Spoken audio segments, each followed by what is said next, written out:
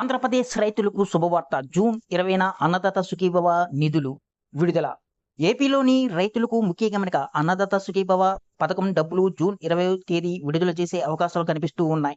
PM Kisan Yojana 23 విడత నిధులను June 20న విడుదల చేయాలని కేంద్రం నిర్ణయించింది. ఏపీ ప్రభుత్వం అన్నదాత సుఖీభవ, పీఎం కిసాన్ యోజన కలిపి అమలు చేస్తున్న నేపథ్యంలో జూన్ 20వ తేదీనే డబ్బులు రైతుల బ్యాంక్ ఖాతాలో జమ అయ్యే అవకాశాలు ఉన్నాయని వార్తలు వస్తూ ఉన్నాయి. మరోవైపు అన్నదాత సుఖీభవ పథకం తప్పుల సవరణకు కూడా ప్రభుత్వం అవకాశం ఇచ్చింది. ఈ వీడియోని ఎక్కడ స్కిప్ చేయకుండా పూర్తి వరకు చూడండి, లేకపోతే మీకు పూర్తి సమాచారం అందదు. ఎవరైనా కొత్తగా ఈ వీడియో కానీ చూస్తున్నట్లయితే మా ఛానల్ని సబ్స్క్రైబ్ చేయడం మాత్రం మర్చిపోకండి. రైతులకు శుభవార్త.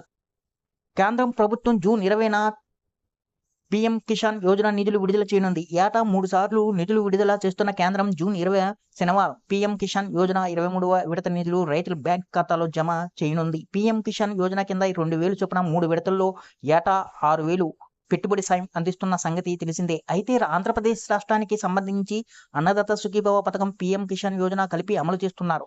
అన్నదాత సుఖీభవ పథకం కింద ఏటా 14,000 అందిస్తున్న ఏపీ ప్రభుత్వం పీఎం కిసాన్ యోజన సాయం 6,000 కలిపి అర్హులైన ప్రతి రైతుకు సంవత్సరానికి 20,000 బ్యాంక్ ఖాతాలో జమ చేస్తుంది. ఈ 20,000 రూపాయలు పెట్టుబడి సాయాన్ని 3 విడతలుగా రైతులకు అందిస్తుంది. ఏపీ ప్రభుత్వం 7,000, 7,000, 6,000 చొప్పున బ్యాంక్ అకౌంట్లకు జమ చేస్తుంది. ఈ ఏడాది మార్చి నెలలో ఒక విడత నిధులు జమ చేయగా, ఇప్పుడు పీఎం కిసాన్ యోజన అందించే జూన్ 20 తేదీన అన్నదాత సుఖీభవ పథకం డబ్బులు కూడా రైతుల బ్యాంక్ ఖాతాల్లో జమ చేసే అవకాశాలు ఉన్నాయి. పీఎం కిసాన్ యోజన నిధులు విడుదల రోజే అన్నదాత సుఖీభవ నిధులు విడుదల చేస్తామని ప్రభుత్వం గతంలో ప్రకటించింది కూడా. ఈ నేపథ్యంలో జూన్ 20న రైతులు బ్యాంక్ ఖాతాల్లోకి డబ్బులు పడే అవకాశాలు ఉన్నాయి. మరోవైపు అర్హులైన రైతులు అన్నదాత సుఖీభవ పథకం సాయం కోల్పోకుండా చూసేందుకు ఏపీ ప్రభుత్వం తప్పుల సవరణకు కూడా అవకాశం ఇచ్చింది. ఏమైనా తప్పుల కారణంగా అన్నదాత సుఖీభవ సాయం పొందని రైతులు తమ సమీప రైతు సేవా కేంద్రాలకు వెళ్లి వివరాలను నమోదు చేయించుకోవాలని అధికారులు సూచిస్తున్నారు. అలాగే భూములు వివరాలకు ఆధార్ లింకు చేయించుకోవాలని సూచిస్తున్నారు. ఆధార్ ఇన్ యాక్టివ్ అని వస్తుంటే సరి చేయించుకోవాలని చెప్తున్నారు.